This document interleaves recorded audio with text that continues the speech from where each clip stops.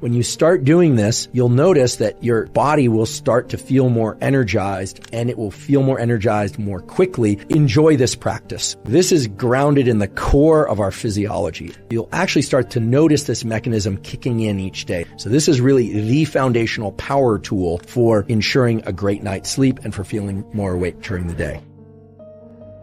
Most people, I believe, wake up sometime between 6:30 a.m. and 8:30 a.m. But regardless of when you wake up in the morning, one of the first things that happens is that your body temperature is increasing. And that's just going to happen naturally. That increase in body temperature, in turn, causes an increase in the release of a hormone called cortisol. Cortisol is often discussed as a stress hormone, but it's not just associated with stress. It also enhances your immune system, provided cortisol is elevated at the right times, and the right time for cortisol to be elevated is when you first wake up in the morning. That increase in cortisol is also going to increase metabolism.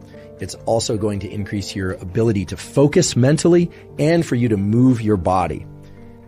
One way that you can ensure that that cortisol peak occurs early in the day, right about the time that you wake up, is to view bright light, ideally from sunlight, within the first 30 to 60 minutes after waking. That's right. View bright sunlight within the first 30 to 60 minutes after waking.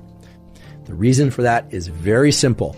You want to trigger that cortisol increase to occur very early in your day. And you don't want that cortisol peak to happen later, which is what will happen if you wait to get outside and see sunlight. The reason for this is that you have a set of neurons, nerve cells in your eye. They're called intrinsically photosensitive melanopsin cells, but you do not need to know that name.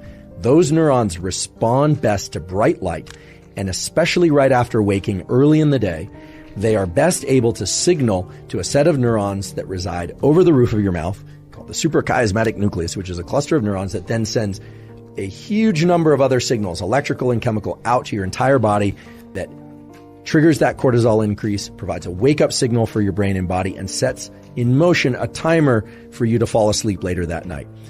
Here's what you do, or at least here's what I do. I wake up in the morning and I want to reach for my phone. But I know that even if I were to crank up the brightness on that phone screen, it's not bright enough to trigger that cortisol spike and for me to be at my most alert and focused throughout the day and to optimize my sleep at night. So what I do is I get out of bed and I go outside, and if it's a bright, clear day and the sun is low in the sky, or the sun is, starting to get overhead, what we call low solar angle, then I know I'm getting outside at the right time. If there's cloud cover and I can't see the sun, I also know I'm doing a good thing, because it turns out, especially on cloudy days, you want to get outside and get as much light energy or photons in your eyes. But let's say it's a very clear day and I can see where the sun is. I do not need to stare directly into the sun. If it's very low in the sky, I might do that because it's not going to be very painful to my eyes. However, if the sun is a little bit brighter and a little bit higher in the sky, sometimes it can be painful to look at. So the way to get this sunlight viewing early in the day is to look toward the sun. If it's too bright to look at directly, well, then don't do that. You just look toward it, but not directly at it. It's absolutely fine to blink. In fact, I encourage you to blink whenever you feel the impulse to blink. Never look at any light, sunlight or otherwise, that's so bright that it's painful to look at because you can damage your eyes. But for this morning sunlight viewing, it's best to not wear sunglasses. That's right, to not wear sunglasses, at least for this morning sunlight viewing. It is absolutely fine to wear eyeglasses or contact lenses, so-called corrective lenses. In fact, those will serve you well in this practice or this tool, because they will focus the light onto your neural retina and onto those melanopsin and intrinsically photosensitive ganglion cells. If your eyeglasses or contact lenses have UV protection, that's okay. There's so many different wavelengths of light coming from the sun, and they are bright enough that they will trigger the mechanisms that you want triggered at this early time of day. So try and get outside, ideally within the first 5 minutes of waking, or maybe it's 15 minutes, but certainly within the first hour after waking. I want to share with you 3 critical things about this tool of morning sunlight viewing. First of all, this is not some woo biology thing. This is grounded in the core of our physiology. There are literally hundreds, if not thousands, of quality peer-reviewed papers showing that light viewing early in the day is the most powerful stimulus for wakefulness throughout the day, and it has a powerful positive impact on your ability to fall and stay asleep at night. So this is really the foundational power tool for ensuring a great night's sleep and for feeling more awake during the day. Second of all, if you wake up before the sun is out, you can and probably should flip on artificial lights in your internal home environment or apartment or wherever you happen to live if your goal is to be awake. Right? If you wake up at 4 a.m. and you need to be awake, well then turn on artificial lights.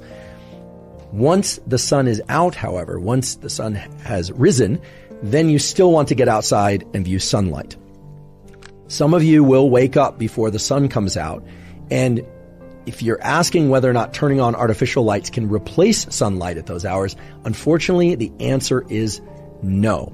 Unless you have a very special light, we'll talk about what kind of light, the bright artificial lights in your home environment are not, I repeat, are not going to be sufficiently bright to turn on the cortisol mechanism and the other wake-up mechanisms that you need early in the day.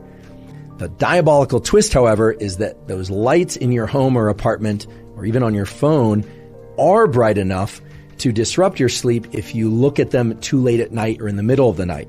So there's this asymmetry in our retinal, our eye biology, and in our brain's biology, whereby early in the day, right around waking, you need a lot of light, a lot of photons, a lot of light energy. And artificial lights generally just won't accomplish what you need them to accomplish.